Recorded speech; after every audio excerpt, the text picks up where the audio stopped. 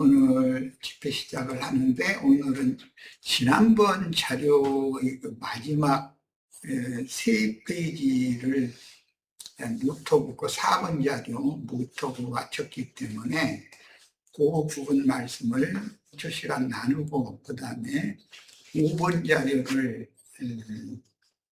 배단의 약신 마태복음 집회 자료방에 올려놨는데, 두 번째 시간은 그 말씀을 한 시간 나누도록 하겠습니다. 이 말씀의 흐름이 이어져야 되기 때문에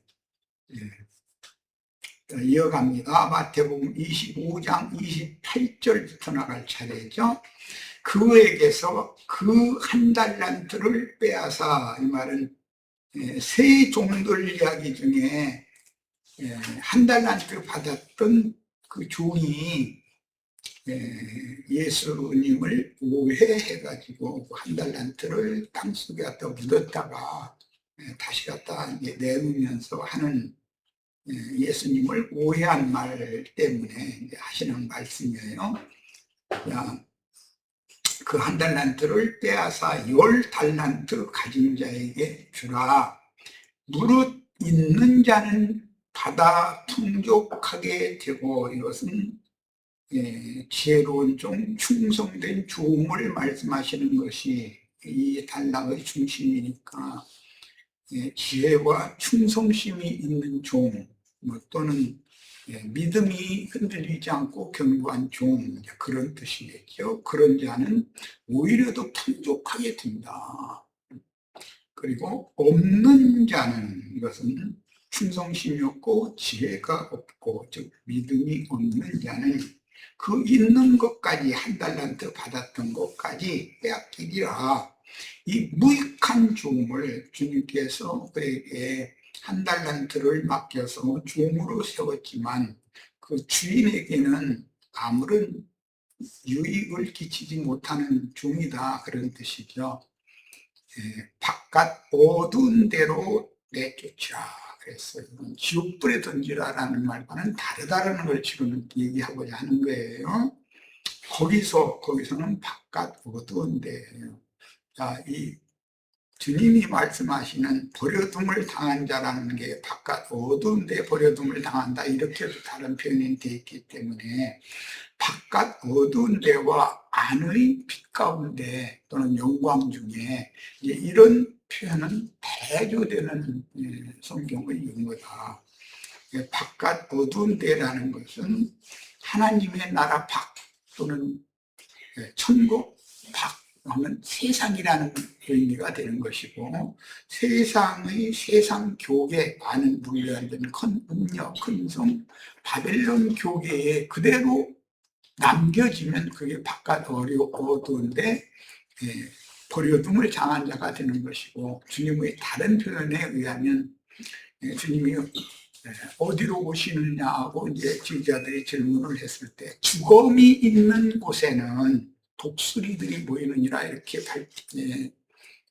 표현을 하시므로 죽음이 있는 곳으로 오시는 것이죠. 구약의 말라기서에는 주 여호와께서는 그분의 전으로 임하신다고 했는데, 그분의 전으로 오시는 면도 있음과 동시에 죽음이 있는 곳으로 오시는 면이 있다는 거예요. 그러면 주님의 전과 마귀의 집, 하나님의 집이 변질되면 백아웬, 귀신들의 집이 된다. 그러니까 주님의 집인 위에 있는 예루살렘, 너희가 이룬 것은 시온산과 하늘의 예루살렘이 이르렀다 그랬는데, 그 곳으로도 오시지만, 그곳으로 오실 때는 데려가시러 오시는 것이고 상주로 오시는 것이고, 바깥 어두운 데 버려둠을 당한 자들에게 오시는 것은 그들을 벌주려고 오시는 것이다 라는 뜻이니까, 지혜 없어서 순결한 등유 기름을 그릇에 준비하지 못한 미련한 다섯 처녀라고 그랬는데, 그 다섯 처녀와 무익한 종은 짝이다, 이게. 이들은 바깥 어둠에 버려둠을 당한다는 것인데, 그 바깥 어둠에 버려둠을 당하는 그 때가 이제 중요하죠. 그 때는 짐승들의 때로서 성경이 계속해서 반복적으로 예언한 전에도 없고 후에도 없는 큰 환란의 때다. 즉 바다 짐승과 땅의 짐승들이 합세해서 소위 말하는 많은 불의 앉은 큰 음녀라고 하는 기독교계를 대대적으로 이제 박해를 하는데, 계시록 17장 말씀에 의하면 많은 불의 앉은 큰 음녀를 벌거벗겨서 불로 아주 사른다, 이렇게 표현을 했어요. 마태복음 13장에서는 가라지의 단을 먼저 거두어 꺼지지 않는 풀무불에 던져 넣는다, 이렇게 영영한 유황불에 던져 넣는다라고 되어 있지가 않죠. 그러니까 성경 표현들을 기독교계에 목회하는 사람들이 이게 주님께서 표현하시는 말씀의 의도를 정확하게 해석을 하지 않고 그냥 믿는 자는 천당, 불신자는 지옥, 이런 식으로 사람들에게 뭉뚱그려서 가르치다 보니까 사람들이 경각심을 갖지 않고, 또 주님께서 마지막 심판 때인 거룩한 성 새 예루살렘의 12 진중은 앞에는 금갈대를 가진 사람의 청량, 천사의 청량을 하게 하신다고 그랬는데, 그것은 그들이 하나님의 집, 하나님의 궁정, 하나님의 성전의 문지기들이라고 이제 생각하시면 되고, 그 문지기들에 의해서 그 성 안에 들어갈 권세가 있는 사람인지 없는 사람인지를 최종적으로 검증을 해서 합격을 해야만 거룩한 성 안에 들어갈 권세를 준다, 그런 뜻이기 때문에 말씀의 흐름에 대해서는 명확한 해석과 가르침이 필요하고, 이런 여러 가지의 세부적인 말씀을 가르칠 때 예배당 목사님한테 들어본 적도 없는, 처음 듣는 얘기다, 뭐 그렇게 자세하게 성경을 알아야 되느냐, 이러고 토를 다는 사람들이 있어요. 그런데 그러면 안 되죠. 성경을 이사야서도 그러고 예레미야서도 그러고, 성경 읽을 때 자세히 읽어봐라 이렇게 돼 있지, 대충 읽어라 이런 말은 없어요.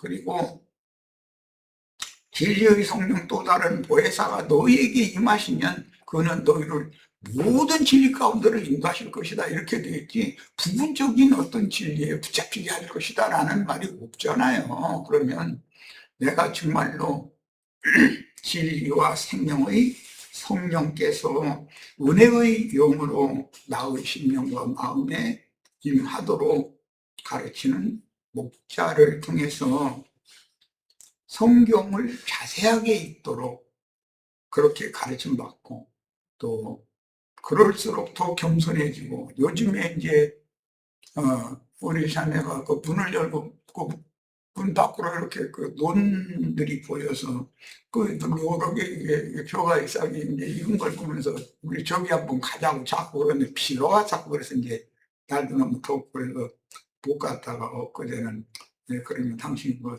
보고 싶어 하니까, 농촌에서 자란 사람이니까 그런 향수가 있어서 그럴 거다라는 생각이 들어서, 그러면 걸어가는 건 너무 멀고 그러면 차로 이렇게 한 바퀴 돌고 오자, 그래서 이제 나가봤는데 벼가 누르게 오고 고개가 다 이렇게 숙여져 있어요. 그쪽은 모내기를 이제 이양을 일찍 해서 그렇죠. 그런데 이쪽에 오다 보니까 이쪽은 아직도 다 파랗구만, 초록색이구만. 그런데 이렇게 모든 열매라는 것은 익으면 숙이는 것이 철칙이잖아요. 그게 철이고, 하늘을 잊히고 불변하는 법칙이란 말이에요. 그런데 성경줄이나 읽었다고 괜히 자기 주관, 자기가 알고 있는 것을 그냥 너무 지나치기만 지, 상대방을 이렇게 강요식으로 자기의 수준에 맞추려고 그렇게 애를 쓸 필요는 없어요.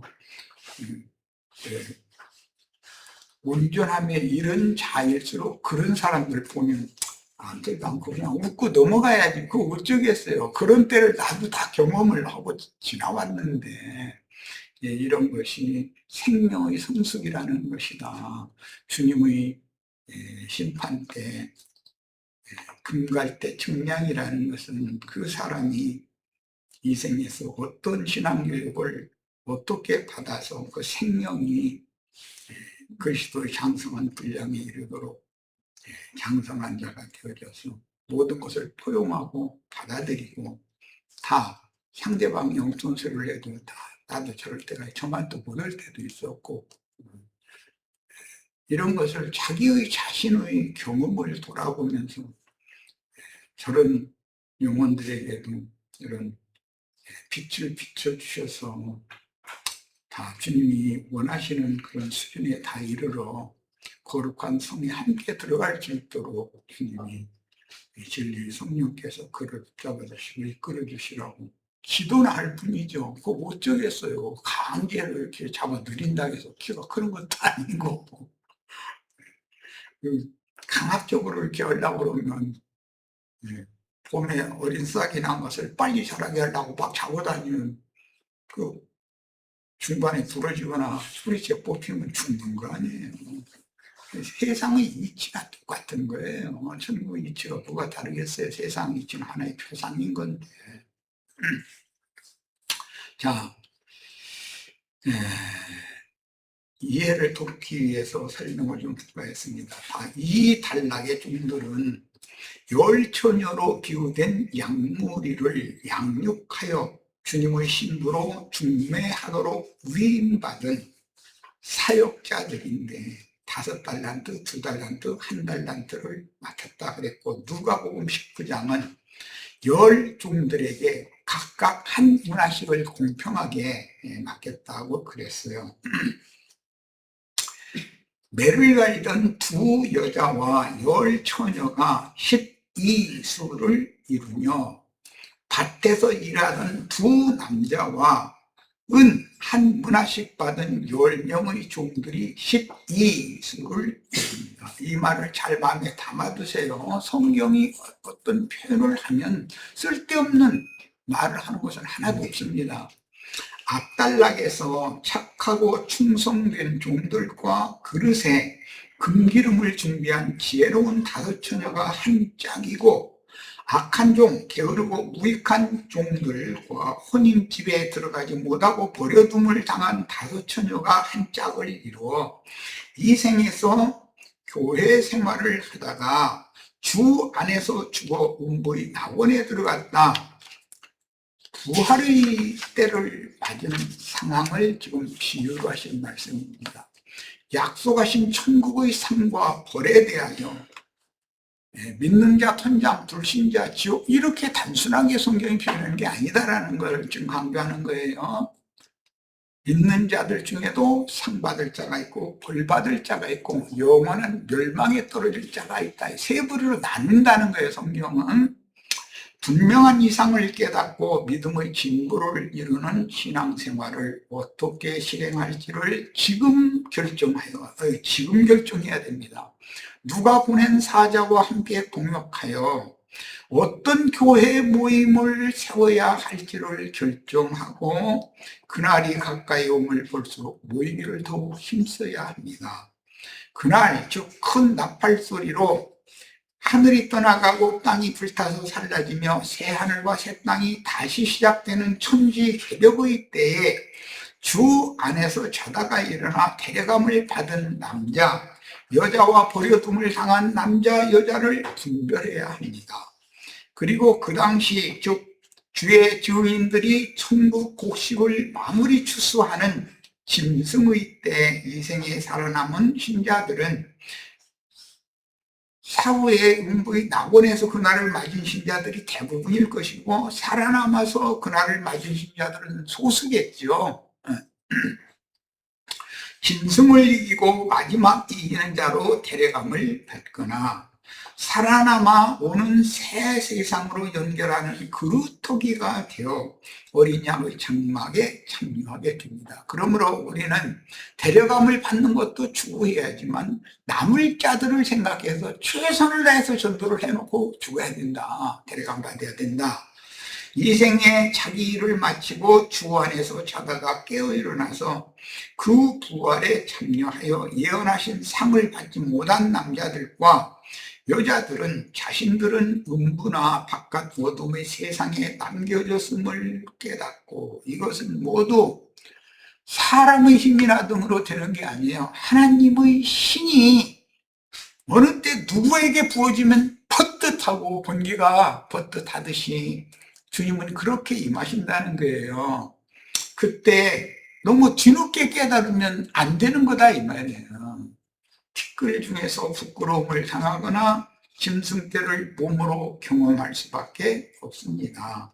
생존의 현세에 살아남은 남자와 여자, 해를 입은 이족의 한 여자의 남은 자손들은 짐승의 때를 92달, 3년 반, 한때 그때 반때, 1260일이라고 여러 가지로 표현을 했어요. 짐승의 때를 몸으로 경험하는 것은 필연적인데 성경의 두 남자와 두 여자를 정확하게 이해해야 합니다. 성경에는 첫 아담이라는 한 남자와 마지막 아담이라는 한 남자가 있고, 첫 아담의 배필이었던 하와라는 여자가 있고, 정결한 처녀교회라고 하는 한 여자가 있어서 어떤 남자와 어떤 여자는 짝을 이룬다. 그런데 계시록에서는 많은 분류해진 큰 음녀와 그 음녀의 7머리는 땅에서 올라오는 짐승들이라, 그들은 땅의 왕족들이다 그랬어요. 그런 한 짝이 있고, 정결한 처녀로 전도를 해서 얻은 영혼들을 부지런히 가르쳐서 한 남편이신 그리스도께 중매하는 충성되고 지혜로운 종들이라고 하는 남자가 있어요. 그 남자는 예수 그리스도를 동역하는 남자들이고, 큰 음녀의 7머리 남자들은 마귀를 통역하는 남자들이다라는 거예요. 그래서 그를 일러서 사탄의 사자들 이렇게 표현을 했어요. 자, 성경의 대비되는 용어를 명확하게 분별해 가면서 읽으라고 지금 강조해서 말씀드립니다. 그래도 살아서 그날을 맞은 자들은 짐승의 박해와 미혹을 이기고 불붙은 유리바다 위에서 구원하신 주님을 찬양하거나, 이건 계시록 15장 2절에 나온 말이죠. 4장에는, 계시록 4장에는 그냥 유리바다 얘기가 나오지만 15장 2절에는 그 유리바다에 불이 붙었다고 표현이 되어 있죠. 오는 세상에 살아남아 하나님의 장막에 들어가서 그 눈에서 모든 눈물을 닦아주시는 주님의 구원을 감사하며 찬양할 소망이 있습니다. 말은 우리가 육신의 장막을 입고 아직 이 생에 살아있다는 것은 구원의 소망이 아직은 있다는 뜻이다. 바깥 어둠에 버려둠을 당한 자들에게도 아직은 여망이 있다라는 말이다라는 거예요. 그러나 가라지의 단에 묶여서 꺼지지 않는 풀무불, 영원한 유황풀못에 던져진 영혼은 다시는 소망이 없다. 이 사람은 이제 이런 것을 잘 이해를 할 필요가 있고, 우리가 아직 육신의 장막을 입고 이 생에 살아서 이런 말씀을 가르침 받을 수 있다는 게 내 인생에서는 최고한 행복이 이거다 라는 것에 대해서 꼭 마음의 다짐과 확신을 다 가지시길 바랍니다.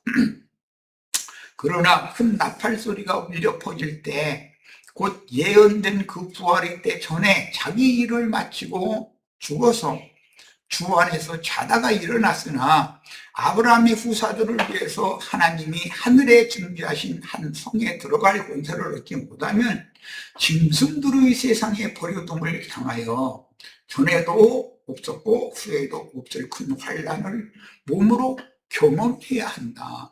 그 몸으로 경험하기 전에 평안한 중에 신앙생활을 잘 하다가 음부의 낙원에서 잠깐 쉬다가 주님의 부활의 나팔 소리를 듣고 일어나서 심판대를 넉넉히 통과하는 신앙을 추구하는 것이 최고 좋은 신앙이다. 내가 이것을 여러 번 강조해서 말씀드리고 있습니다.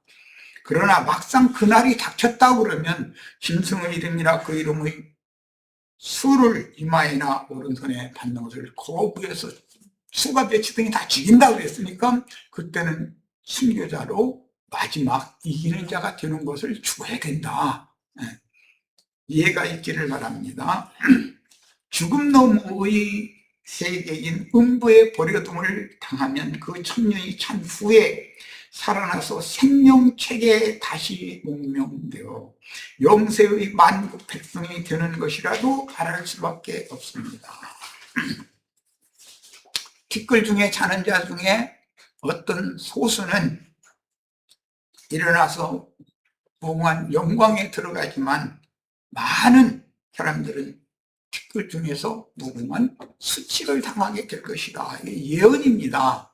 그러니까 믿다가 죽었다고 해서 천당으로 다 간 게 아니고 음부로 죽음 세계, 죽음 너머의 세계로 데려가셨는데 거기 음부에는 낙원이 있고 불꽃 가운데서 신이 고민하는 구역이 있고 중간에 큰 구렁이 껴 있다고 예시가 돼 있어요. 그건 비유적으로 표현을 하신 말이지만 주님이 하신 어떤 예시라는 것은 다 주님의 나라가 하나님의 나라가 천상세계에도 있고 지상세계에도 있고 지하세계에도 있다라는 3계에 대해서 여러 모양 여러 부분으로 설명을 하시고 계시다. 뿐만 아니라 이생이라는 용어도 있고 저세상에서는 이라는 용어도 있어요. 그럼 이생과 저세상이라는 말이 대비되니까 잘 문맥을 살펴서 읽어야 된다는 거죠. 성경 읽을 때는.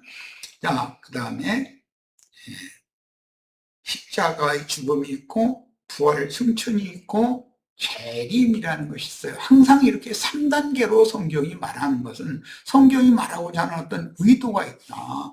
애굽에 있던 하나님의 백성들이 광야를 거쳐 약속의 땅에 들어가는 거, 사람은 영광과 몸이 있다라고 하는 이런 이야기, 이런 모든 말씀들은 또 아버지와 아들과 성령의 이름으로 칭죄를 받아야 된다고 하는 이런 말씀. 그런데 아버지와 아들과 성령의 이름으로 칭죄를 받는 말씀을 계시록 3장 12절에서는 예수의 성령께서 빌라델피아 교회 이기는 자에게 증거하시기를 하나님의 이름과 하늘의 하나님 내 하나님께로부터 내려오는 거룩한 성 새 예루살렘의 이름과 나의 새 이름을 그의 위에 기록하여 주리라 라는 말씀이 있음과 동시에 계시록 13장에는 짐승의 이름을 이마에나 오른손에 표시를 해놓는 말씀이 나왔어요. 그러면 대비되는 말하고자 하는 의중을 우리는 성경의 의중을 잘 해석할 필요가 있다는 거예요. 이런 얘기하면 복잡하게 말이요. 예배당 목사님들이 다 신학자들한테 배우고 그 신학 박사들이 당신만도 못해서 그런 걸 안 가르쳤냐 이러면서 그렇게까지 세밀하게 성경을 알아야 될 필요가 있냐 이런 사람들이 많아요. 있어요.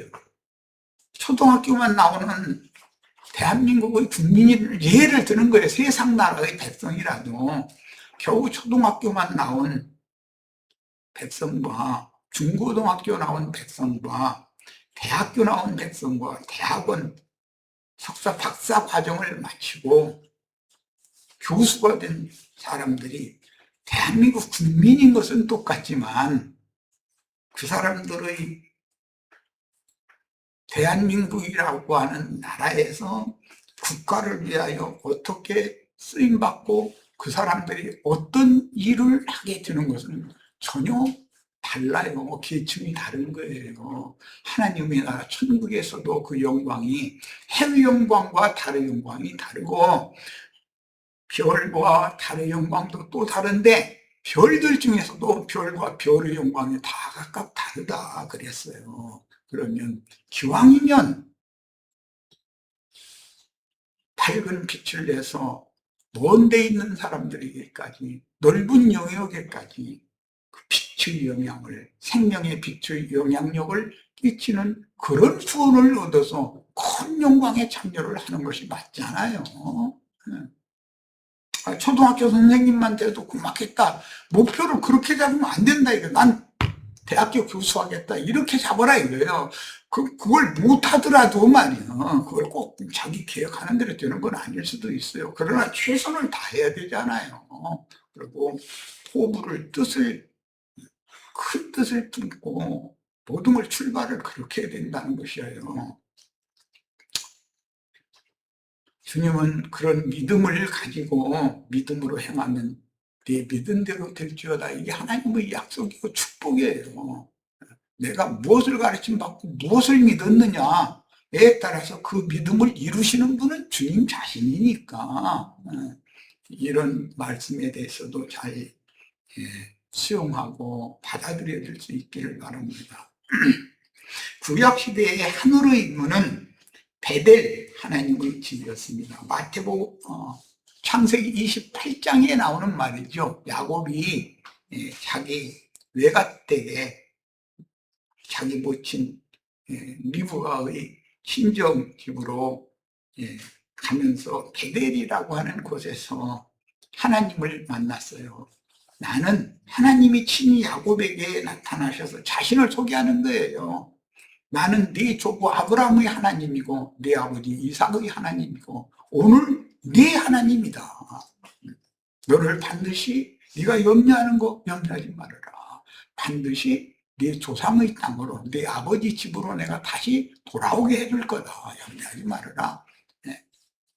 그 말씀을 듣고 나서 그 이튿날 자기가 돌베개하고 잠들었던 그 돌에 기름을 부어 세우면서 두렵도다 이것이요 이는 다른 것이 아니라 하나님의 집이요 하늘의 문이로다라고 표현을 했어요. 하나님의 집이 이 생에 기름 부어 세운 심령들로 세운 하나님의 집인 교회가 하늘의 문이다.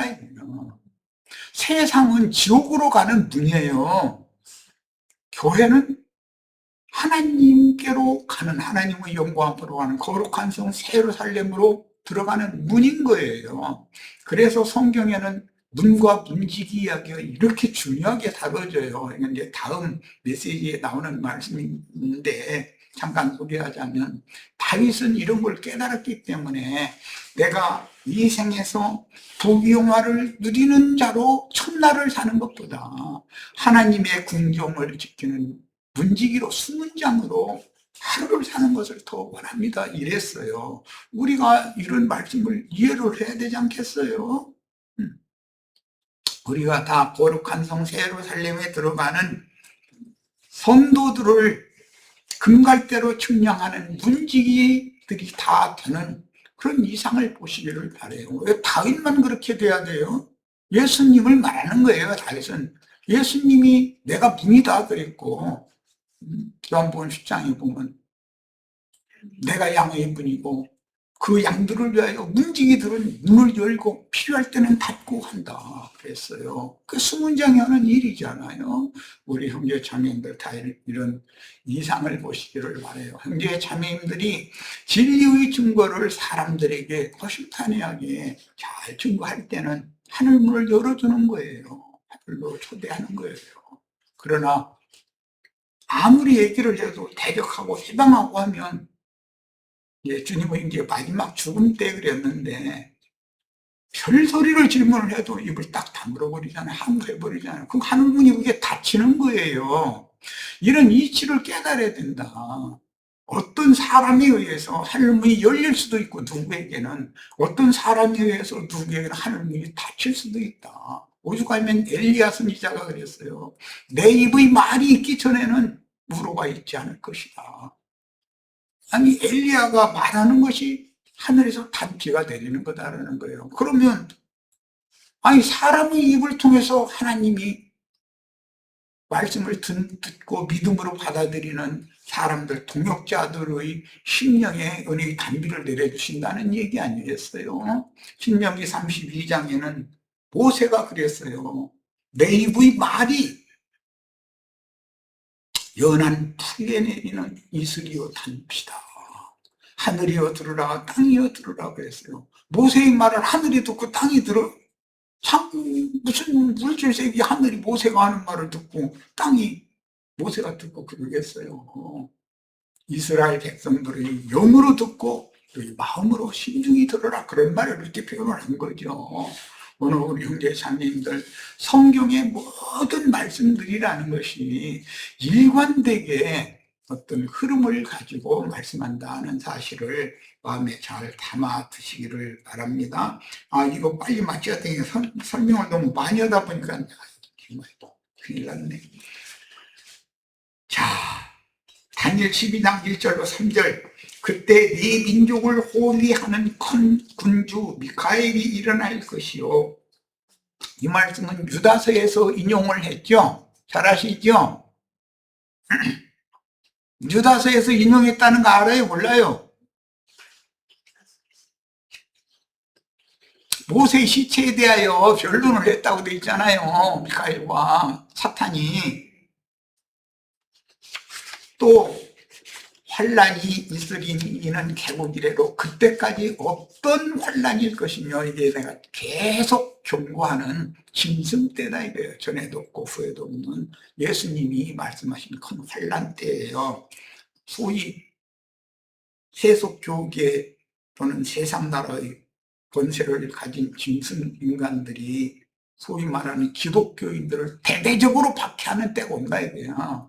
예루살렘 성이 무너진 이후에 예수님 예언대로 불과 35년이 지나서 AD 105년에 이스라엘 나라가 역사책에서 지도에서 사라져서 없어졌는데 예루살렘 성이 로마에게 정복당할 때가 큰 환란 때잖아요. 그때부터 시작해서 35년간이라는 이스라엘 나라의 완전한 멸망기였다 이거예요. 이런 것은 역사상의 일이라고만 생각하시지 말고 교회 시대의 끝에도 반드시 그 종 선지자들이 예언한 대로 예수님이 예언한 대로 말씀이 이루어지잖아요. 돌 위에 하나도 천 놓이지 않고 이 성전이 다 무너뜨려지리라. 예언대로 되잖아요. 하나님의 말씀이 거짓인 말이고 역사상 이루어지지 않는다면 몰라 우리가 이렇게 신앙생활을 하겠어요. 긴 설명이 많았는데 오늘 첫 시간에 남은 말씀들이 우리 형제 자매님들의 심령과 마음에 잘 박힌 것처럼 이미 새겨지기를 바랍니다. 첫 시간 마치고 잠시 쉬었다가 두 번째 시간 이어가겠습니다. 잠시 쉬도록 합니다.